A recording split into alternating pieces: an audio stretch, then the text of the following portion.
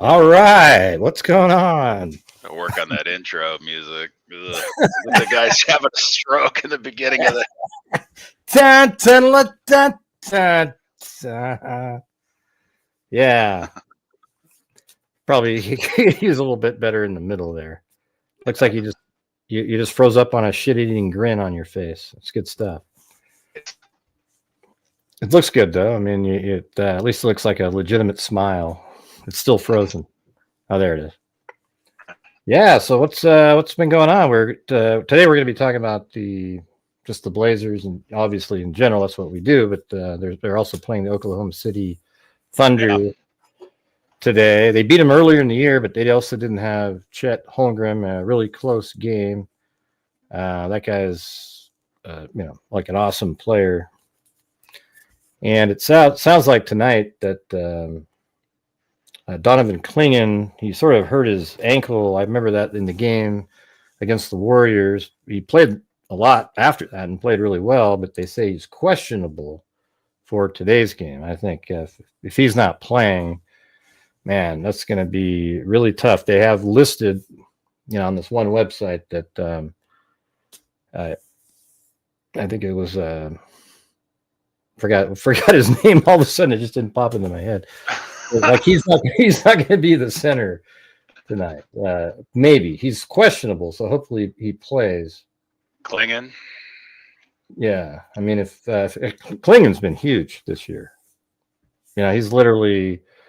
I think he should get more minutes, and he needs to touch the ball more. He's actually a good passer, and they kind of underutilize him, I think. He's averaging a double-double, which is good. Yeah, remember when we used to be like just dying for that next center after Duckworth? It's like Kelvin Cato or somebody would get like 10 and 10 one night. Everybody's all, "Oh my God, it's the next center." Yeah, and then finally we got Sabonis after that. Yeah, we did. Yeah, I got a real center. Yeah. Like I think Sabonis is, man. I wish like today the only comparison you have is like Jokic. But I mean, I think I would actually think Sabonis. Sabonis is very Jokic-like, yeah. Yeah, but I think Sabonis like was the only difference. Yeah.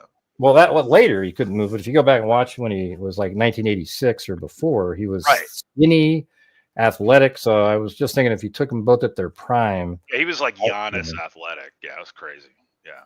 Yeah, I mean, he broke backboards, all kinds of stuff. But but by the time we got him, he was like Jokic, moving at 25% Jokic speed or 50% Jokic speed, but he can still pass and rebound, do all that.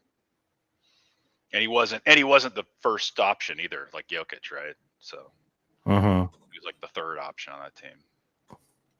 Yeah, I mean, he played at the wrong time. The thing is players like Jokic and Sabonis they could play in any era and would have been great. Doesn't matter. Like they're both physical players that are incredibly talented, can shoot, pass, incredible. I mean, like I think if they have those Larry Bird like hands, or they can just kind of pass. Yeah, that's what Walton. Yeah, Bill Walton actually called Sabonis a 7'2" Larry Bird. That's I can see that. Yeah, so Yang Hansen is the guy that they're saying is supposed to start tonight. Oh, I mean, start Yang, huh? See what he does. I mean, if Clingan doesn't play, so I'm just kind of wondering about how's that going to, how's that going to work? I mean, he's a really good passer. Yeah. But if he doesn't just immediately sort of, embrace the moment and become like what he can be, it's going to be really bad, Yeah, because he's averaging 3 points and 1.5 rebounds. I mean, but 7 minutes. And he hasn't played in 7 minutes. Many games. Yeah. It's kind of sad. I mean, I think he's going to be a really good player, but he might take 2 or 3 years, get more muscular and be able to pass. Like I guess what I would say is like just feel like he's in the game. Like it seems like every time he's out there, he's kind of like runs over here and then somebody, he's not really involved in what's going on. He just kind of jumps up, maybe taps in a rebound and taps it in.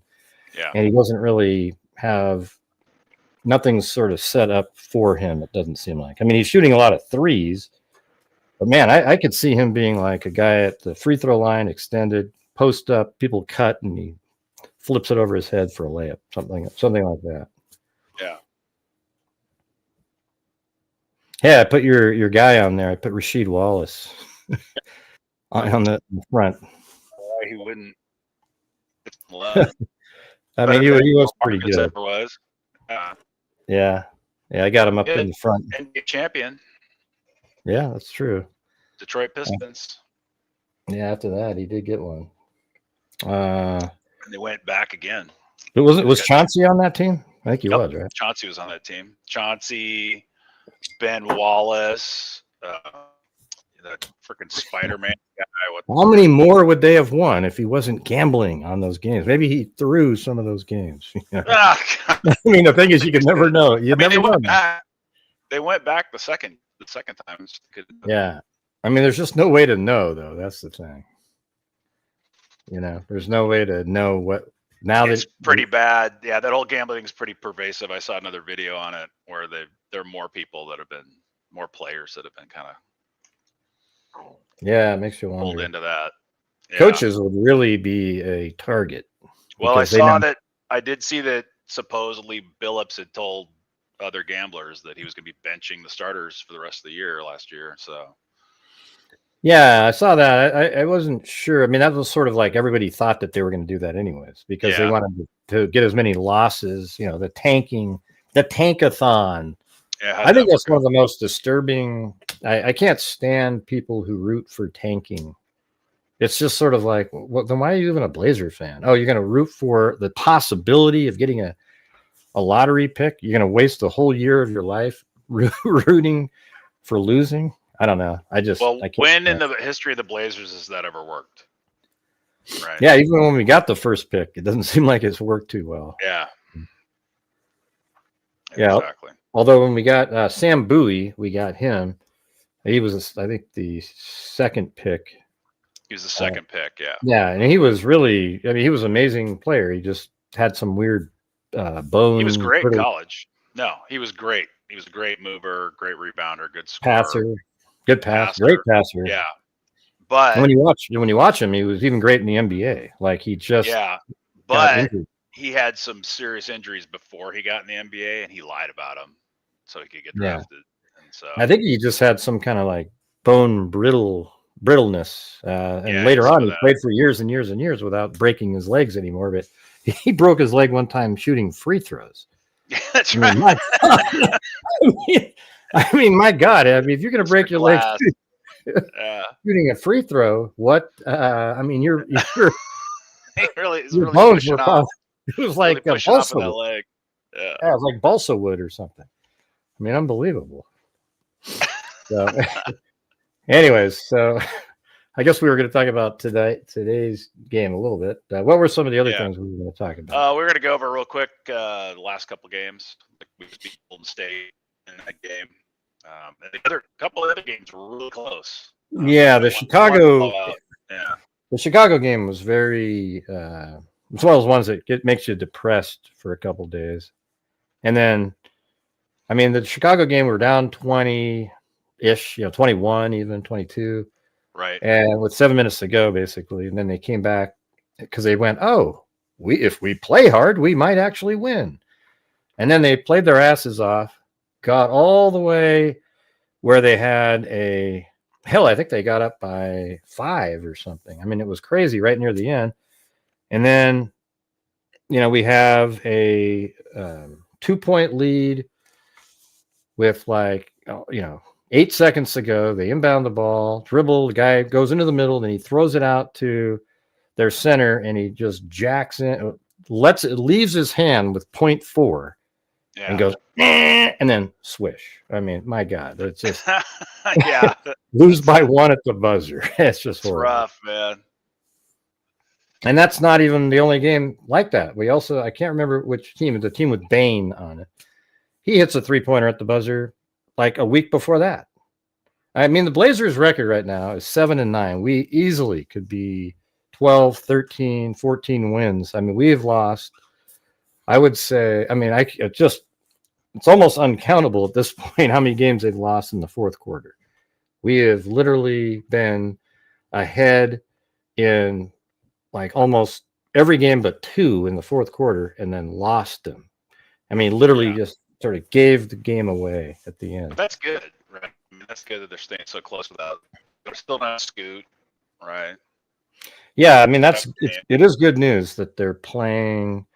They're in the games, they're playing hard, and then they bounce back after a shitty loss like that. You know, the Bulls, the guy hits the game winner. The next night, 2 days later, they beat the Warriors on the road. Yeah, so that's a good thing.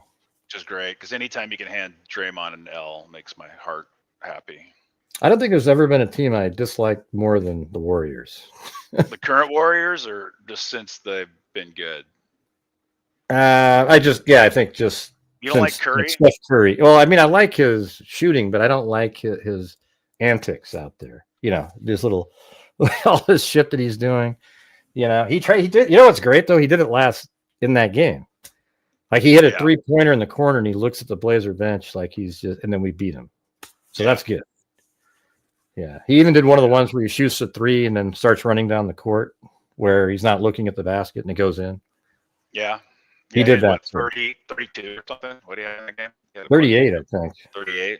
Yeah. Yeah, he still played good. And I think that's kind of how they should play against the OKC is like just kind of let SGA do his thing and then really play man to man. Do not do anything else, and then make sure you're on everybody else and make their lives a little bit more difficult. And I mean, it's really hard to beat them because they treat him like if you just touch him, it's almost Curry. like no, not Curry. I'm talking about SGA in this case. They're the same. They're basically the same. If you just nick him, he always does this little thing. He sort of shimmies by you and then goes, you know, and then it's a foul. Yeah, it's LeBron's legacy, right? Yeah. I guess it is all this fake and the flopping. Yeah. Who else? In that game against the Lakers just had where they won his first game back. LeBron, I'm watching it, and he goes in, drives in, gets a layup. It's a good layup, and you could hear him screaming on the tape, "And one!" Right, and the whole time back, he's like slapping his wrist and like looking at the refs. You're like, "Come on, dude." Every time. Yeah, I think Denny Advia does a little too much. Like every time he goes in for a layup and misses it or whatever, he's looking. He's always like, "Hey, you know, And he may have been fouled. I mean, I think there's a lot of fouls in the NBA. Sure. They just call them more for the superstars, you know. Well, yeah, that's always been the thing, though. Yeah. So he's going to have to be good for 2 or 3 more years, then he might start getting those. Except he plays a physical game, so they sort of might overlook some of that. He seems to play bigger than he is. Like I noticed that too. Like he's only 6'9", but he seems to play bigger than 6'9". Yeah, it's amazing too that he's 6'9" and that agile. I mean, he's sort of like our poor man Luka Doncic. You know, like he literally, you know, he got a triple-double the other night. He gets, you know, 13 assists against the Warriors. Yeah. Right. I mean, he really. I think his 6 turnovers isn't good. Yeah, it's not great, but it's also not bad with that many assists. You know, like you can do that thing where what is it, 2-1 sometimes. 2-1.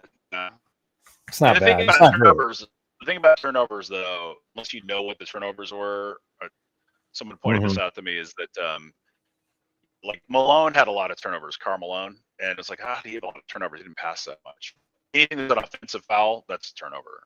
So that counts as a turnover too. So if you have a big guy down there, he's probably gonna have more turnovers than a point guard or shooting guard anyway. Yeah, he's been playing kind of like the point guard in these last 2 games. The games without let's see, what the hell? They're not just popping into my head anymore. I'm getting old. Is he the first option for this team? Because he scored a ton. I mean, 39, 32, 26, 29. Yeah. Yeah, like Drew Holiday was he was kind of running the show all the time, but I think Denny's almost better in some ways. Like he just goes down and he always finds people out on the wings for wide open 3-pointers. I think like if Dame ever comes back, That's what Dame should be doing, is just being on the outer perimeter, kind of a Vinnie Johnson type. I don't want him controlling the ball and pounding nails in the floor like he did for years and years and years. I like the movement that we have now. So it'd be great if he was just sort of hovering around and just drilling threes. I think that'd be a great fit. Drew didn't even play for that game, right? He didn't even play for the Golden State game. No. So he's injured. That's a good win. Yeah. Yeah, so it's a really good one. They didn't have like Horford didn't play in the fourth quarter, but we were already right in there anyway, so it wouldn't have made. I mean, I don't know what it would have made a difference. Yeah, I mean, Golden State's not doing great, but yeah, it's always good to beat them there.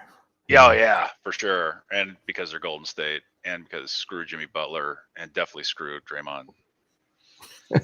Cannot stand that guy. I told you earlier. It's like he's like Bill Laimbeer with fewer skill, less talent. Right. But you know what the truth is? If he was on your team, you'd like it. No, I can't stand him. You wouldn't like him. I cannot stand him. I used to watch his podcast. Sometimes he has some insight into basketball. Most times he's a dumb knucklehead, and he's just a thug, man. He's a freaking thug out there. Yeah, and he can pass. He's a thug who can pass pretty good for how big he is. He's like a way worse Anthony Mason. Remember, Anthony Mason was like that size, passed like crazy. Yeah, that left he would hand actually get like rebounds and could score. You know. Yeah. Let's see. Well, like tonight, like Chet Holmgren being back is going to make it a lot. It's going to make it a lot more difficult. We got, SGA, and then the guy that always, Alex Caruso is the guy that, man, he's just so active. He's like exactly what the Blazers have been trying to get. That's what we have now, are really active, sort of longer defensive players, and he's one of those guys. He just is an absolute thorn in your side the whole time. Yeah, Chet's coming back. Well, he averages 19 a game, huh? Yeah. And he's just really, really skilled guy. But that's why I think if you had Klingon in there, who's really way more mobile this year than he was last year. He worked out the whole offseason getting into cardio shape. And I think he can sort of, if Chet Holmgren's making, 15 footers, it's going to be a tough night and 3 pointers. Yeah. So how do you? Okay. So how do the Blazers beat OKC? What's their chance? What's their best chance to beat OKC then? I just think you just play that pressure defense that they've been doing and just try to limit everybody other than SGA. I think that's the thing. Make SGA win it.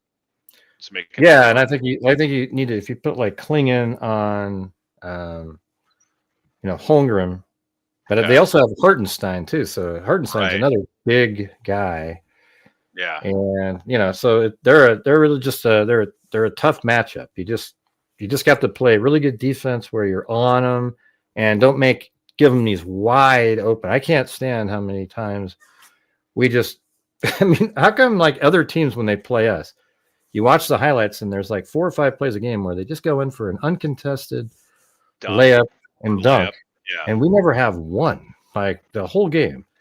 Yeah. There isn't any of those. I mean, it's almost mind-boggling how often that happens. Why is that? We're just not getting back off the rotations of defense, or just not? There's just typical NBA defense. You know what? I actually don't know what the hell they're doing. It's like one of those things. Like last night, even in the Warrior game, we get up by 5 and okay, everything's looked good. We're up, and then the next play down, they just get the easiest. They just throw a pass and then they just dunk the ball, and there isn't a soul around. And there's like, well, what happened? Why wasn't there anybody looking there? And everyone starts pointing at everybody else. Yeah. Hey, you should have been. Well, how about you just see somebody and you go try to block? Remember that's how we used to play in the picket. Yeah. You just go, just go there. Switch. Actually switch. Yeah. I saw that one play where Draymond basically just stood up. Right? Mm-hmm. And just stood him up and held him there. And they're like, "Oh, what an amazing screen!" He just holds up like a linebacker, and then the guy doesn't move, nobody switches, and then it's wide open layup right around him. Yeah. As Draymond edge your guy up like he's an offensive lineman. Yeah. And who's that? Yeah. I don't know why they don't switch. I don't know, dude. You watch so much more basketball than me. I can't stand the lack of defense. It makes me sick. I mean, I don't want to go back to the 90s with the Knicks and stuff. That kind of slow ball. But didn't you love the 89-90 Blazers collapsing? They would just It was unbelievable. Or the Pistons, the 2001. I mean the 2003 whatever Pistons. I mean, once they got Rasheed, they were insane on defense. They were insane, but they still their scores were low, but it was still good basketball. Yeah. But yeah, I don't know. 120, 130 points on. I mean, that used to be like a big deal. There's a like back in the it was like there was this time frame in the 70s, 80s. Like and then all the way up to like even like 89-90 there was high scoring games, but then it seems like it just got really like the Shaq years and everybody just packing it in, and it got to like 85 to 79. It's like what a joke. Yeah. And then the 3-point, the whole 3-and-D thing, and the three is more than 2 era, and now it's just I mean, I love really good shooters. That's why I was a huge fan of like Drazen Petrovic. Yeah, he could just. I mean, if he played today, he'd be one of the highest paid players, probably. I mean, just a ridiculous, accurate shooter, like a robot almost. Like if you'd put an AI machine out there. I mean, that's what he was like. Yeah. But the thing is I don't like how everybody just shoots threes, and it's just kind of like what happened to the beauty of the game? Remember the Walton years? You get the ball, people are cutting all over the place, and like team basketball instead of coming down. It's called Denver. Denver plays that way. I mean, there's not too many. Yeah, but there aren't too many that will play that way, that style that you like. And then everybody tries to be the Golden State Warriors without the Golden State Warriors shooting. I mean, because they had what? They had how many 3-pointers did we have in that game? We showed I think 45. Yeah. And they did too. Right? Like so they're like half of our shots. They took 43. We shot more 3-pointers than they did. Yeah, I mean, I guess they do it mathematically. Like if you make 33% of your threes, it's equivalent to shooting 50% of your twos. Yeah. Right. From two. So I don't know.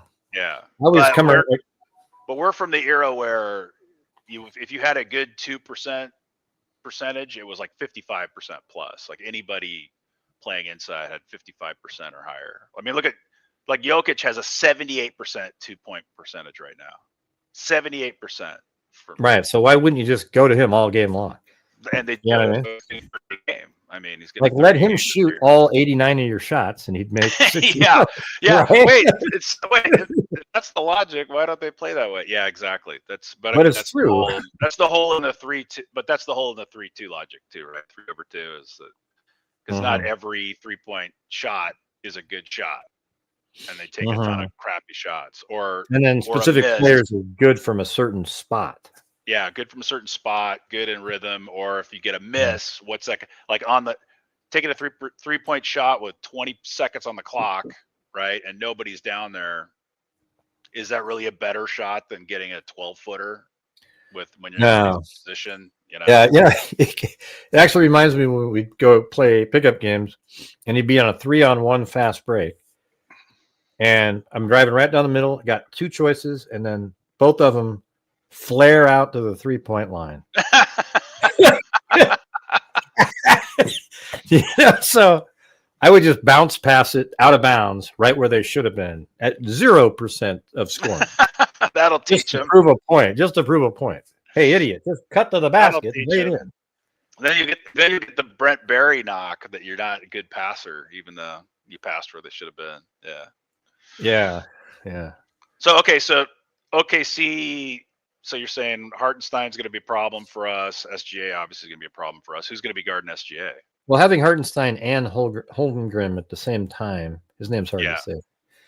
It's going to be I mean, I guess you could put like Yeah, Klingon. Klingon's got to be on one of the big guys, right? Then you might have to put somebody. Okay, here's what you probably put Klingon on whoever's their center. I would say maybe Hartenstein. yeah, maybe it's Hartenstein, but maybe Chet Holmgren's more. I mean, I don't know if they have him listed as what do they have him at? Power forward or center? Yeah, He's kind of a center too. He's 7'1". I think he's a power forward. Yeah. Yeah, so you might put Tumani Kamara on him because he's quick like that. Like he can move with him. And then I would put Klingon would be on Hartenstein because they're sort of both bigger, slower-ish type people. And that Dort guy, he's a load too. Lou Gentz Dort. Yeah. Okay. Yeah. So then he's only 6'4", though. I mean, he's not a big. He's not. Yeah, but he would have been perfect for Drew Holiday to be on. But is Drew playing tonight? Did they say? I don't think so. He's out for a little bit. So what happened to Drew? His calf was sore, so they're a little worried it might, then those are what turn into the Achilles every time. Yeah, it seems like that's always the calf and then the Achilles. Yeah, it seems like a weird pattern. I was listening to KG talk about that too. He thinks it's because they don't play enough or work out enough, but yeah, that seems to be that pattern: calf, and then tear. Like so, that's what happened to like Lillard. Probably even had that. Lillard, and it also happened to the Celtics, the Celtic guy, the Pacers. Yeah. It sucks. Yeah, they were playing so well. I think the Pacers might have actually won it. Oh, the way he was playing, yeah, for sure. I mean, it's weird. Most overrated player. Man, it's weird. Names just don't pop into my head like when I was younger. Because you're an old. You're an old. I'm old as shit, man. I'm old as dirt. All right, so you've got the bigs. So those are how you're lining up your bigs. But like, who's going up against? Who's taking Shea? Who's on Shea? Like, what do you just give that up? Yeah, well, they do have like on the roster they have City Kosoko. He's a rookie. Yeah. Never even. I mean, he played really well in that game against the Warriors. He plays that type of style that you like, where he's just hustle, always diving around, trying to go for dunks, doing all kinds of. So I like that. I don't think they have it listed over here, but they say the Thunder starting lineup is SGA, Cason Wallace, Lou Dort, Chet Holmgren, and Hartenstein. And so I'm not really familiar with Cason Wallace too much, but I'm not gonna lie, it doesn't look good, dude. They're 16-1. And guess what? We're the one now. And we could be the we are the one, just like just like we were against the Celtics. The Celtics, yeah. Yeah, so for you guys that don't know it out there, and I think it was 1986, the year that the Celtics were 40-1 at home, the Blazers had the one win, and that was right at the beginning of like Porter, Kersey, Clyde, etc. And then later we got Buck Williams. But that was kind of the beginning. You could see a team coming along. And then another year, right before that, the Celtics beat us at the buzzer with Larry Bird's baseline jumper, of course, right over Jerome Kersey. Right. So, who knows?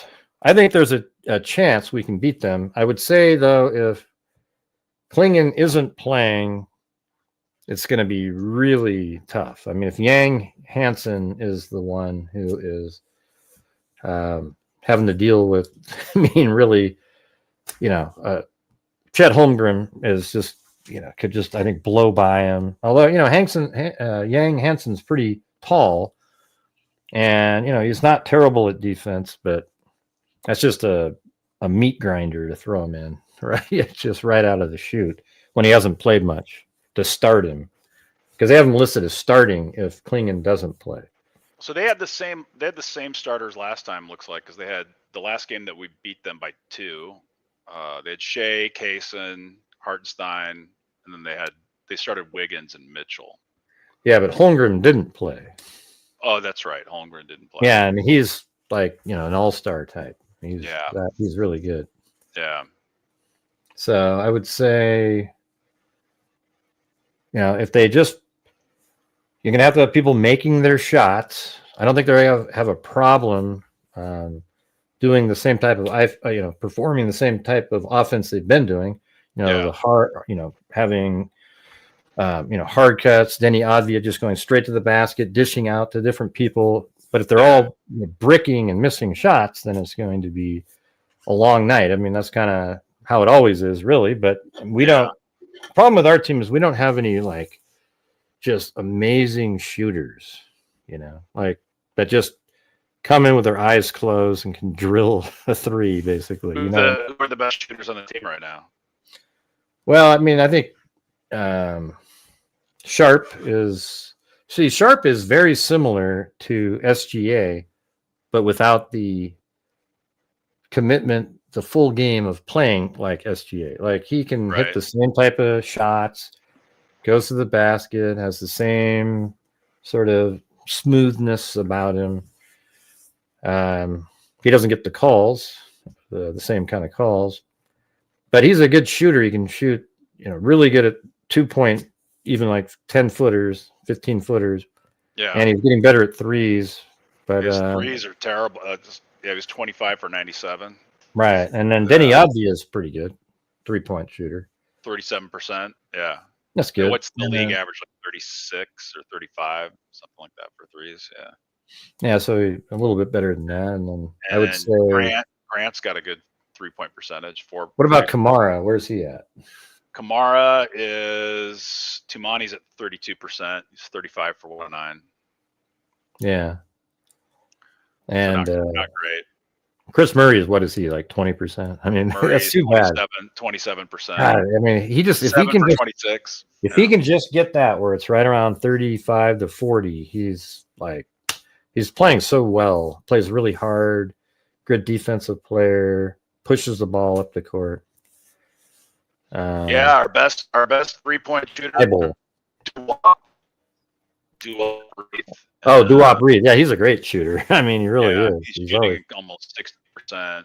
What about Matisse Thybulle? How many has he shot? Thybulle, he's 4 for 6 on the year. Yeah, and that's because he only played 4 games, I think. Yeah, he's played 4 games. And he's 4 for 6, 67%. He was playing so well. That's what sucks. See, like what happened to did he get injured too? Yeah, he actually just playing hard defense, and then he his thumb, it got like a ligament tear or something. Oh, shooting hand. I'm not sure which hand it was, but it's just he's out, and he's out for weeks again. And then Blake Wesley, he's this new player that we just got, and he was hustling, diving, huge impact on the court in those early games. And then he's only how many games has he played? So did he play? 6. Yeah, and he actually fractured part of his foot.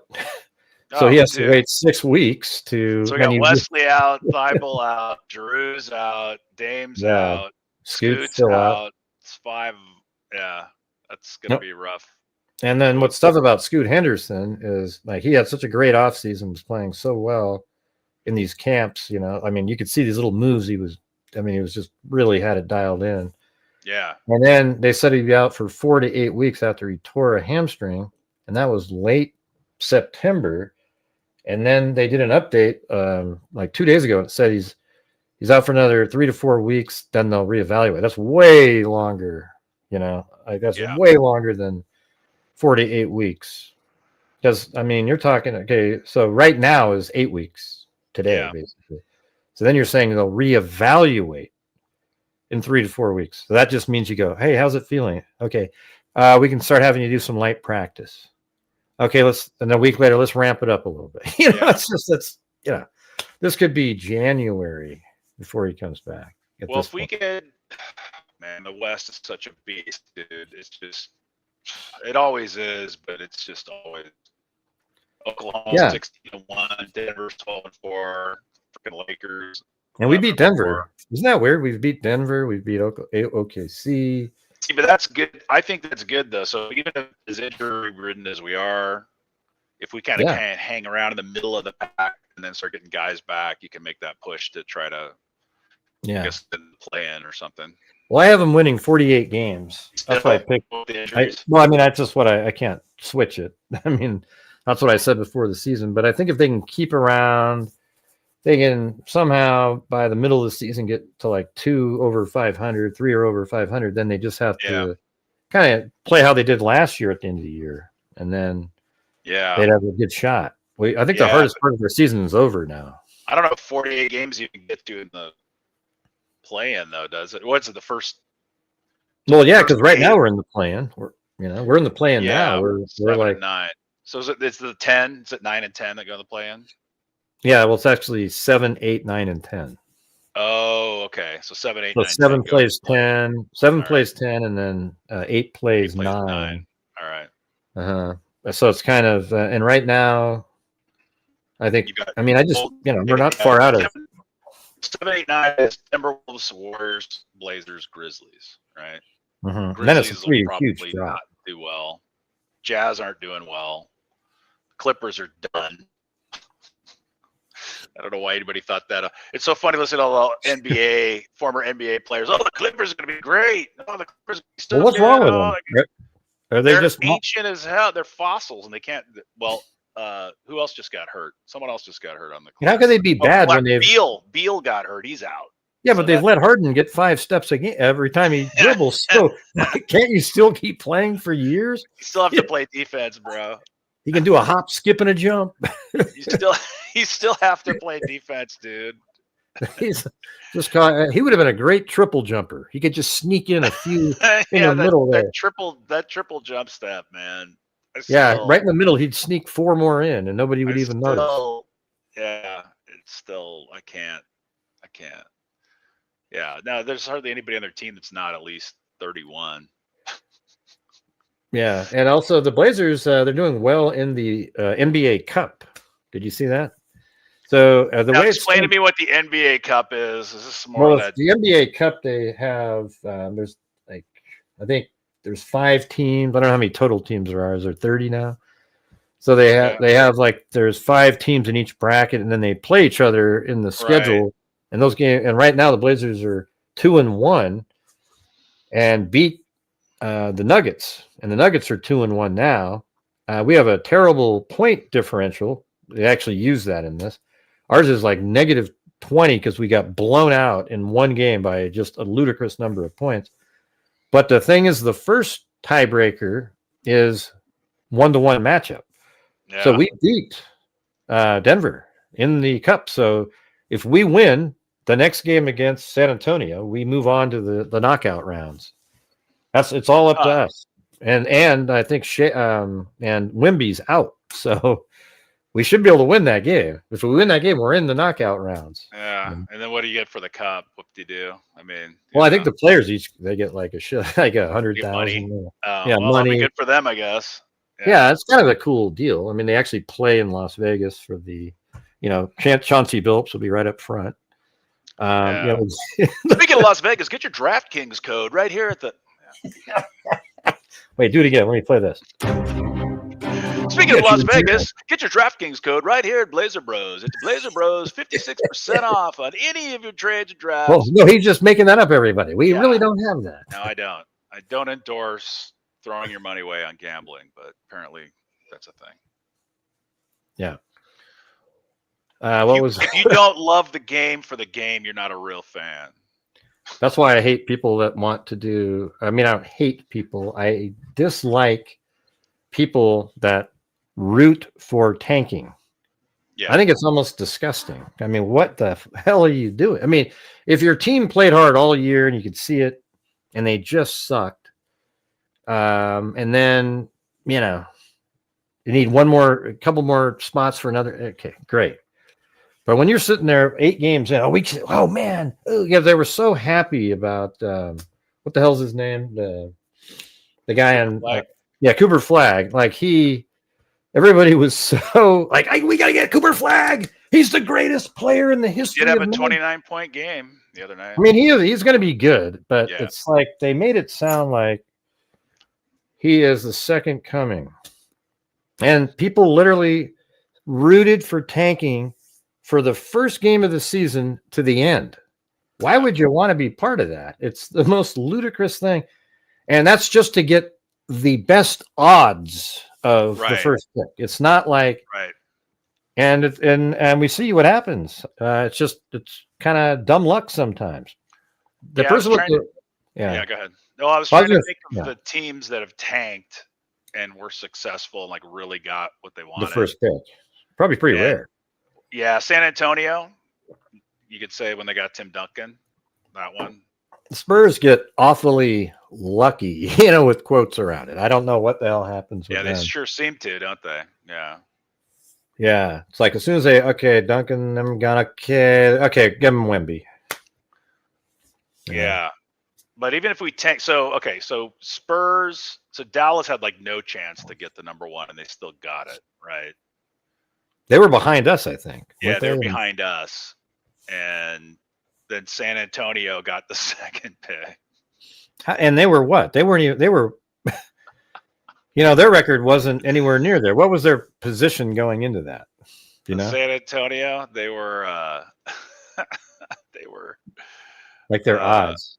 I don't think they odds. I don't even know what their odds were. They were, I was looking at what their record was last year. Well, I was going to say, like, what position, what were their chances? Like, were they the top, were they the seventh worst odds or something, or best odds? Or that's a good question. Because I think they moved way up, too. Yeah, what was what were the... Yeah, let's see if we type that in. What were the odds for picks for NBA draft 2025 draft or 2026 draft? Yeah, 2025. Yeah. Jazz had a 14% chance. So if you believe ChatGPT, Jazz had a 14% chance, Wizards 14, New Orleans 12. And then what actually happened was Jazz got the fifth pick. Yeah. Jazz got the fifth pick. New Orleans got the seventh pick. So I don't know if that's. What's that? Oh, that was me for my other. I'm getting like something just popped up on the screen. Yeah, it didn't show me what. Philadelphia had the third pick. Again, another top 3 pick for Philadelphia. And then, we got Cedric Howard at 11. We traded him, right, for Yang. That's what happened. Traded for Yang Hansen. Yeah, we actually went backwards and got 2 draft picks back, I think, for that. Like, we went from, I think we were, 11th or 10th or something, and then we moved back to, I think 14 or something. For Cedric Howard, 6'6" shooting guard, who's probably playing pretty good. He's doing pretty good. He's had a couple 19-point games. He had a 19 and 11 game against. Well, the Spurs were 8th last year. They were the 8th worst odd. Right. And they got second. They got second. Yeah. So and then Dallas was. Let's see, what was it? We were 10th, and then Dallas was 11th. 11th. Yeah. So Dallas got first, and the Spurs got second. How does that make sense to spend a whole year tanking when you get shit like that? Not even close. Right. So if we tanked, that's what I'm saying. So if we tanked, we'd gotten slightly better odds, what we would have got. I think they need to do it. Knuppel, Bailey. I mean, what? Oh, Knuppel. I kind of liked him. You like Knuppel? Yeah. I mean, I don't know what we would have got because we already had. He's had some really big games for some really big games. Wow, yeah, because we have Scoot Henderson. So he's a guard, right? Knuppel, yeah, Knuppel's 6'7". He's a small forward. Is he really? Yeah, small forward. He's averaging 19 points a game right now. 19 points. He's a really good shooter. 3 assists, 6 rebounds. I mean, we need people like that that can actually drain jumpers. Shooting 42% from the three. Yeah. 48% overall field goal. Yeah. Yeah. Well, we didn't get him, so we've got Hansen. So maybe Hansen will step up big and get those 22 points that Drew had last time. Fill that in. I don't know, man. Yeah, I think Hansen is. I mean, he's going to be good. You can see it. When's he going to be good? Because he's not getting crap for playing time. So when's he going to be good? Yeah, I kind of wonder if he's not getting time because of, you got this splitters in there, and he's like, well, I want to win because I want to kind of keep my job. So you're not giving him sort of the 10 minutes a game or something that he might need. Or maybe you're trying to win. Maybe he's not doing well in practice, or. And we have had no games where we're up 20. So that's the thing. So he's not getting a lot of But I would say maybe next year we'll see signs, but then the year after that, once he's stronger, he's only he just turned 20 as the season was starting. I mean, so that's pretty young. I mean, my God, big men usually when they're like 24, like Klingon he went all 4 years. Oh no, he didn't. I'm not sure. He came out like what, 2 years in? How old is Klingon right now? Klingon? Let me check. Klingon. Because I was just looking at Yang's score. So Klingon is his first year. So second year. Yeah, second year now. Yeah. He is 21. He's 21. He's almost 22. Yeah, so he must have came after like the second year. Kling Kong. Okay. Yeah. That's what people call him. Kling Kong. Funny. And then what do you call so what would you call them? I think they should play together. I think it'd be cool to see Hansen play at sort of a power forward-ish, type position. Yeah. And like on the high box or something. Yeah, right there. And because he's a really, good touch shooter. And then you have Klingon more down below. Well, Yang's best game this year. Did you watch the Phoenix game that he played in? He had 13 minutes. Yeah, I watched them all. Most minutes. I mean, he had 9 points, 5 rebounds, 3 assists.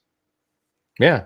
I think if you give him minutes, I think if you let him play 20 minutes a game, he'd probably have games where he'd score 14 to 17, and then maybe the next game, even in the same 14, 20 minutes, 20 minutes, he might score 3. I mean, it's just not hit a 3-pointer this year, though. He's over. They look great, though. I mean, they're all right there. He's not getting many shots. He's like 1 a game. Well, it's like when he comes in, his first shot's a 3. They go, "Hey, put him in." Oh, hey, and then he's like cold as hell. It's like a heat check, and it's cold. Yeah. Yeah. Cold. But if he can get for 13 minutes, dude, 13 minutes, you get me 9 points, 5 rebounds, 3 assists. As a rookie, that's good. I mean, the other rookies that are out playing him are getting a lot more points, obviously. I mean, all right. So hey, what's your prediction on this game? I think we're going to get blown out, sadly. Hey, come on. Just looking at the numbers. I'm a numbers guy. Probably too much. My prediction is, let's see. I would say it'll be less than 10 if we lose. But my hope and my heart is for them to win. Okay. Yeah. The thing is that OKC's bench has been playing great too, right? So, yeah, they have a really good bench. We're not incredibly deep right now, but we, it's amazing. We're missing 5 guys. It's amazing how deep we are, anyways. Though I mean, it's kind of strange because that's good. Yeah, okay, that's a point. Yeah, that's a point for optimism, right? Yeah, because even let's see, Caleb Love, he wasn't even playing a couple weeks ago. He'd get in for like a 4-minute stretch, and that would be it. And Caleb Love has scored 26 when he got a shot. So and that Sissoko guy, he hadn't played at all either. And then now, I mean, just a little bit here and there. And now he's playing, so I guess that's depth right there, because that's not part of the Sissoko's in the starting lineup now, but you also have Murray coming off the bench. Repair. He needs work. That guy. Yeah, he plays hard. The problem is, so OKC's got like 8 guys averaging double points, right? Double figures in points. A couple of them are like 9 points, but still, it's like 8 guys that have just come off and give you points. And yeah, I don't know. Caleb Love, he's 24. Where did he play before? Oh, he's played just for Portland. Yeah, I think he's a rookie. He must have played all 4 years. 24-year-old rookie. What did he? He must have played like extra. In college, you get that. Arizona, okay, UNC in Arizona. I mean, he can shoot. 2 good schools for guards, that's for sure. Yeah, he can really shoot. Some games I don't know. I think with more time, he'll get better and better. Even he plays. In the Golden State game, he had some really nice passes too. Yeah. So he can use his shooting to draw the defense and then drive by, and then dish to people. Well, maybe he'll see more time because Drew's out again. Because I mean, if he comes up with a 26, 7, and 5 game, there you go. Yeah. Well, I'll tell you what. I was thinking watching him play. I was thinking, man, if Sharp ever played with that same energy, he'd be Hall of Fame. Sharp, yeah. Sharp is one of those guys. He reminds me of in terms of it's like Batum. Remember how Batum was just so like you just go, man, he'd have those games where he scored 29. Yeah. And get like 7. You just go, this guy is incredible. Next game, 4 points. He just comes in, doesn't have the same. Yeah. Really frustrating. Batum's still playing and he still scores 20 points sometime, but it's just so frustrating. Yeah, but Sharp's been scoring great this year. I mean, he's had some really great games, but even in those games, you look at it and go, man, you could be doing so much more. It's weird. It's 36, 35, 31, 29. Yeah, in those games. No, but it's strange when you watch him. You don't feel like I mean, I guess you could maybe look at like it's similar to SGA where it's just more smooth and they're playing hard. Yeah. I don't know. It seems like when Sharp gets angry at something, he plays really good. But he has had he's had a good stretch. The first part of the season, he wasn't playing well at all, though. So, I mean, what were those first 10 games or so? The last 5 games. Oh, the first 10 games. Let's see. He what were his first? I see the last 5 games here.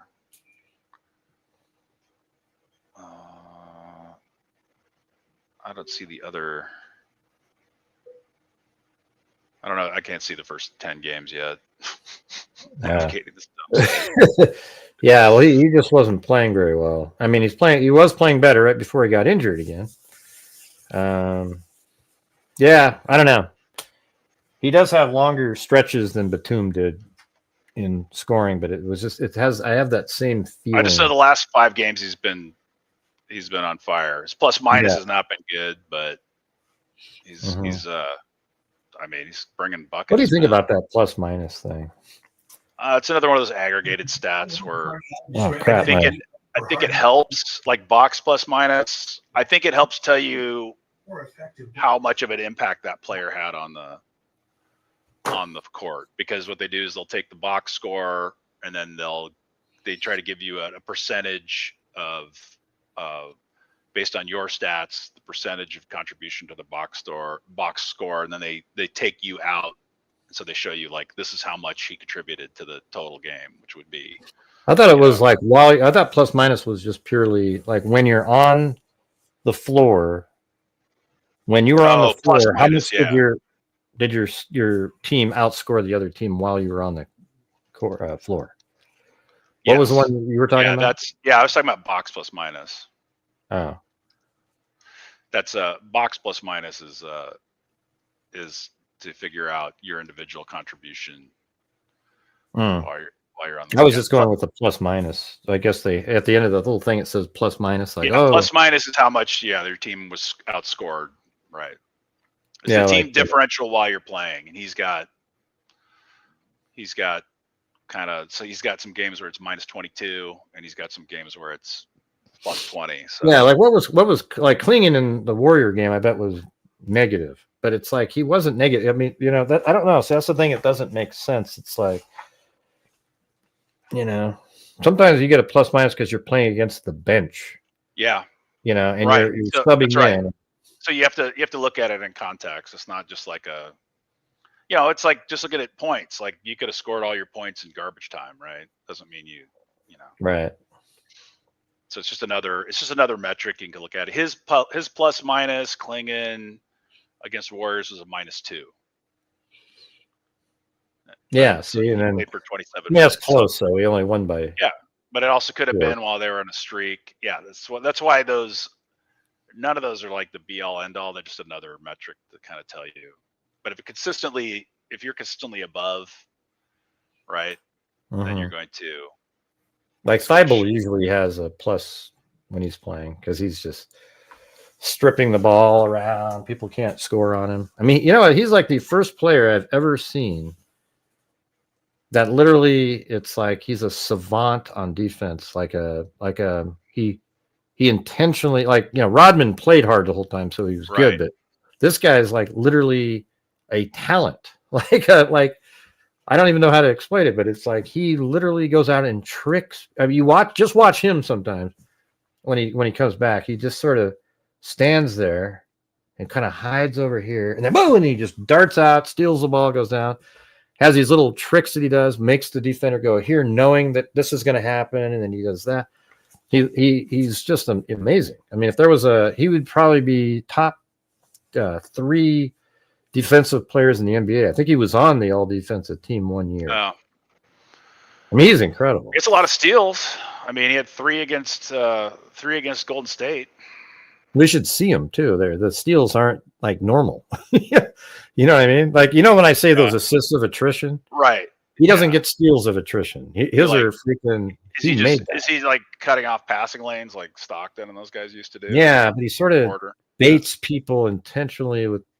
Even like he'll look like he's running this way, but immediately turn knowing that guy's likely going to make that pass, and then boom, just steals it. It's amazing. I mean, I know that plus minus on the year's 23 looks like, so pretty good. Plus, yeah, plus, yeah, and just those 4 games too, right? Yeah, so and he was plus 22 in Golden State, right? Mm-hmm. And then I think we beat him pretty good in that game at the end. I don't remember what the final score was. The box plus minus, a more concise definition would be it's the player value per 100 possessions. So what they do is they take the stats, they estimate it for the per 100 possessions, and then they compare it to the rest of the team, and that shows you how much contribution they gave to your team per 100 possessions for that game. That's probably a little more useful, I guess. Than that's a good one. That's why Jokic has always got an insane historical box plus minus every year. Jokic is better than LeBron ever was. That's the thing is people are better than. So I think peak LeBron was before he went to Miami. Yeah, I think he's better than maybe on that Cavs team that he won the championship. Yeah, I think Jokic is better than LeBron has ever been at any point. Better numbers.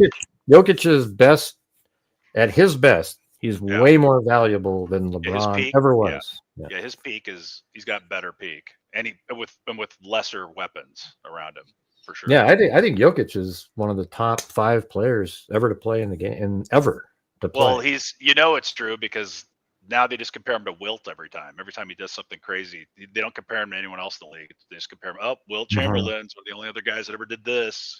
And the thing is, Wilt's probably the most underrated player, even though they say that, like you just said, right? Like that guy was a freak. He's the most underrated physical freak and talented player ever. I mean, when you go watch some of the highlights, the little weird finger rolls you do, just standing there and go, and just flick it over. Finger rolls, hooks, bank shots. Yeah. I mean, he had a whole package, right? And then he could pass. I mean, he was on the freaking Harlem Globetrotters, he was so good for a year or two. So he led the league in passing that one year with the Lakers. He just decided, okay, I'm just going to lead the league in passing as a center. So he gets a lot of. Then you just get a lot of idiots that are like, I don't believe it happened because there's no footage of that game, that 100-point game. It didn't happen. It's like, well, there's only radio broadcast tape. Well, Drazen scored 112. in a Well, they're actually- Yugoslavian. Oh, that's league right. game. Yeah, that's right. That was They did. he was. So Imagine this in that game. He was 40 for 60 from the field, and then he did something like I think it was. I mean, I can't even remember how many free throws he made, but man, yeah, but it's that just- was with the 3-point line. Wilt didn't shoot 3-pointers. He Yeah. still got 100 in that game. well, yeah, it's also the NBA. It wasn't, Yugoslavian league game. Yeah, True. wasn't even- Although the Yugoslavian league game's probably pretty good now. yeah. Now I would I say. mean, do you watch any foreign leagues? Like some of them are pretty exciting, especially the playoffs. Do you watch like some of them? I don't ever end up getting to watch any of that. No. Yeah. I mean, I've watched highlights here and there. I mean, Yeah. there's so much better passers and everything. Yeah. Yeah. They just the art of passing is not a lost art in that league at all. That's for sure. Yeah, and I mean, I would say another player. I'd say Magic Johnson's another guy that I Underrated. think he's totally underrated. They have to underrate him though, because if Clutch Sports doesn't crap on Magic Johnson, they can't push LeBron to be better than Magic Johnson. Like that brings me up to that. So LeBron's first game back, he had 11 points and 12 assists. And 12 assists. And of course, all of the usual idiots came out like, "Oh my God, he's better than peak Magic Johnson at 41." Because he had 12 assists. That's why I sent you that video. Magic Johnson, you could ask anybody. I mean, that guy, he was just so incredible. I mean, just the stuff he would do. Remember that game? He was a rookie. I mean, the championship, he scored 40, hitting sky hooks. Yeah, it's like, and then Bird will even tell you, Bird said he's the greatest player he's ever seen. And they just, when the Dream Team happened, they were kind of older, I think Magic it's pretty, you've got to be a real LeBron dick rider to go, that was Magic Johnson level. That was peak Magic Johnson level. I mean, he hit some good passes. I'm not going to, some of those passes were really good and impressive, but. Yeah, was he doing? And it's amazing he's doing it at his age. That is amazing, but peak Magic Johnson is just, come on. I saw that one highlight though in the video that you where it was like he just made a chest pass to the side and the guy hits a 3 and that's the one the guy picks out, right? Yeah. Yeah. I'm sure there was better ones in there. Yeah, there were some. I mean, he did have some good ones. I mean, he had some good where he hit the cutter, he hit the wide open cutter, which he should hit, right? And they weren't super flashy, but they were good passes, right? He had a couple of good passes. They weren't like Jokic level stuff.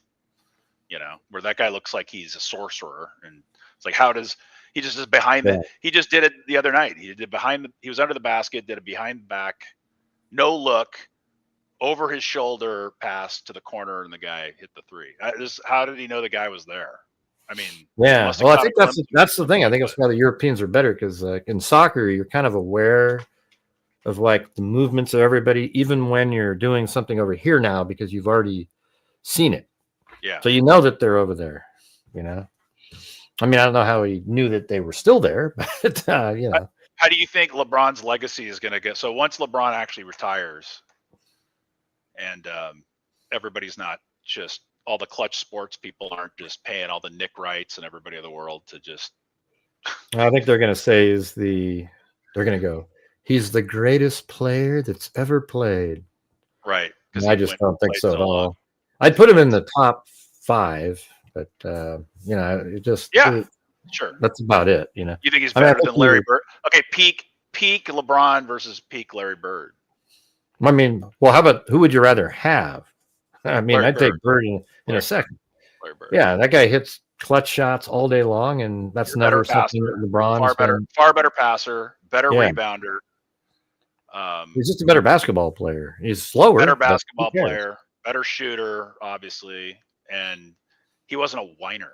That's the number one thing that's killing me about LeBron is like I was all on board for LeBron stuff, even when he did the Heedle crap in Miami, but just the whining of every play now is just like between him and Luka, it's like watching a soccer game. Every play is just, and I don't mean in the good way with the passing. I mean with just the just those mystery fouls, and I mean I've seen just last year LeBron was taking look like he got a sniper hit him from the stands, and there's no one around him, and he gets a call, and he's constantly grousing and complaining to the officials.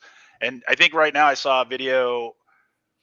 the Lakers had like 41 free throws in their last game, like 41 to against Utah. What was it, 41 to 25 or something? So, well, yeah, no kidding, they won, right? Right. Might have been because LeBron was there, right? And Luka's another big one. That's the other reason I don't like Luka. I mean, I like so much about Luka's game, but the crying. Yeah, he's a great player, though. He's a fantastic player. He's a phenomenal player, and he doesn't need to do the crying. You know? No, he doesn't. Yes, you can miss a shot without being fouled, Luka. It's it's possible. And you know what? You might get fouled, and you'll still, just the way it's going to go, right? Mm-hmm. I I would love this. I think Denny Advia versus Luka Doncic would be kind of an interesting little matchup. I mean, I know Luka's better, but it's just he plays similarly. Just bully ball. Like Luka can't do it quite as much as he used to because he's lost weight, but Avia is huge. I mean, he's 6'9" and weighs like 240 or something. I mean, some huge number, very big guy, and he just goes right down, and people can't stop him. Okay, so that Lakers Utah game, the Lakers had 40 free throws. Utah had 18. Yeah, because that's probably really how the fouls really went. Yeah, and the Lakers, I think, are the number one team in the league for getting free throw calls, and it's not because they got such sick handles that they're just baiting people into touch fouls. That's not it. They're not doing the Harden stuff. It's like LeBron shouldering some dude and then instead of getting an offensive foul, he gets a foul called for him. Yeah. Well, it looks like your video got better through the show. I wonder how that's good. I don't know what happened. The squirrels out here finally picked up their slack moving those packets. The one last thing I wanted to ask you about was, have you been following this Kawhi Leonard bomber LA Clippers thing where that little shell company? Well, there's very credible. It looks really bad to everybody not named Mark Cuban that Kawhi's got a no-show contract for what, $20 million for like a company to do something to be a spokesperson for the company. Yeah, that's to avoid the salary. That bomber was an investor in. Yeah, that was just to avoid the salary cap, right? That's what it appears to be. I mean, whether it was intentional or not, that definitely is what happened. But it's hard to. How could something like that not be intentional? How could it not be? Yeah. He hasn't spoken once for him. He's getting $20 million. Not one time. And he's not even supposed to talk. It was right. Yeah, right. It was in his contract that he didn't have to do anything he didn't want to do. Listen, we're going to give you $20 million to represent our company. You never have to say a word. We don't even want your face ever shown. We don't want you to do a damn thing. But we're going to give you $20 million, and there's nothing wrong with this. And then that company was also one of the biggest sponsors of the new LA Clippers arena. So you got Bomber helping to start the company. That company pays Kawhi Leonard, his top guy, an extra $20 million, under the table. And then that company then becomes the biggest investor in their biggest sponsor for the Los Angeles Clippers. And then they just, because it was all just vaporware, it wasn't a real thing, then they just go away. And it's like, everybody's like, nothing to see here. It's like, I don't know. Do you think they'll do anything to Bomber? I mean, remember that Joe Johnson trade and how Minnesota just got screwed for was it two drafts in a row? They took at least 2 first-round picks away from them after there was that when Kevin McHale basically made that phone call deal with Joe Johnson, and they brought him over. I don't remember that one. Yeah. Another kind of dicey moment. You don't remember that one? That was one of the biggest. I kind of vaguely remember it. It's just sort of I remember Joe Johnson. I just don't remember the deal, what that was. It was unless it wasn't Joe Johnson. Hold on. It was Joe Smith. My bad. I'm thinking of Joe Johnson. It was Joe Smith. That's who I was thinking of. So Joe Smith, he signed 3 successive 1-year contracts below his market value. Right. And then the deal was they were going to hook him up with a big fat one once they could overpay him. and then they found out about it because they said it was a hidden quid pro quo. Mm. And so what they did is they ended up they got him for tampering. And then what was the penalty? I think it was 3 first round picks. Like they couldn't pick for 3 years. I think they had to give it up. Yeah, it was crazy because Joe Smith was good, but it wasn't worth it. Let's see, the suspension of the team owner, because suspension of the owner was barred from basketball operations. McHale was placed on unpaid leave, and the forfeiture of it was 5 first round picks, and then they returned 2 of them. So it ended up being 3 first round picks. Like I said, they lost their 2001, 2002, and 2004 picks. Wow, that sucks. First round, yeah. For that, just a phone call like, hey, you take the minimum on a couple of these, and then we're gonna really hook you up later on. Well, it seems like what that Bomber did was worse. Yeah, it seems like what Bomber did was way worse. Yeah. But yeah, I guess we'll see if anything happens from that. I'm sure his lawyers will finagle out of it somehow. Well, Mark Cuban's been running cover for him like crazy, so yeah, he's probably done the same thing. That's probably why. That's the speculation, is that this is a more common thing than people think, but nobody digs into a lot of these side contracts as much. Yeah, right. This was a special case because the company that went under had financial problems, and I think their CEO. So Bomber invested into fraud. Yeah. So did Bomber invest in that company? He did. Yeah. And then he's the one that took the money. Interestingly, he invested, and then he gave them more money, which was interesting, about the same amount of money as they owed Kawhi Leonard. Yeah. So he just sort of had it there as what it was for, basically, a shell company. It looks bad. It looks like any layperson is going to look at that and go, "Yep, that's what it was. That's what it was." Mm-hmm. Yeah. Let's see, right there it says Shaden Sharp, Drew Holiday, Robert Williams, Scoot Henderson, Matisse Thybulle, Blake Wesley, and Damian Lillard are all out. But Lillard's been out. He was out for the year. So how many is that? 6 or 5? I think it was like 7 people. 7 people out, including Lillard. But yeah, it's like maybe Hansen will get some. No, at least they didn't say Klingon though. They didn't say Klingon, right? Did I say Klingon? No, he's right there. They're actually playing here in a minute. You should go watch it. Yeah, we'll go watch them. Do you have regular cable? No. Like Blazer Vision or whatever the hell it is? No, I'll just find someplace that's streaming it. Yeah. I'll sail the high seas. You know what I'm saying? You've got it all figured out, man. I'll sail the high seas instead of giving them more of my money. Yeah. But anyway, hey, that was fun though. All right. Any last closing words on what other games they have coming up this week besides OKC? Well, they play the Spurs. That's the game, the final of the NBA Cup. I think. Right. I think it's the final game of that. Yeah. So hopefully. And if we win the game, I think we're into the knockout rounds. That'd be great. Because we actually, and even if we lose, though, it'll be 2-2.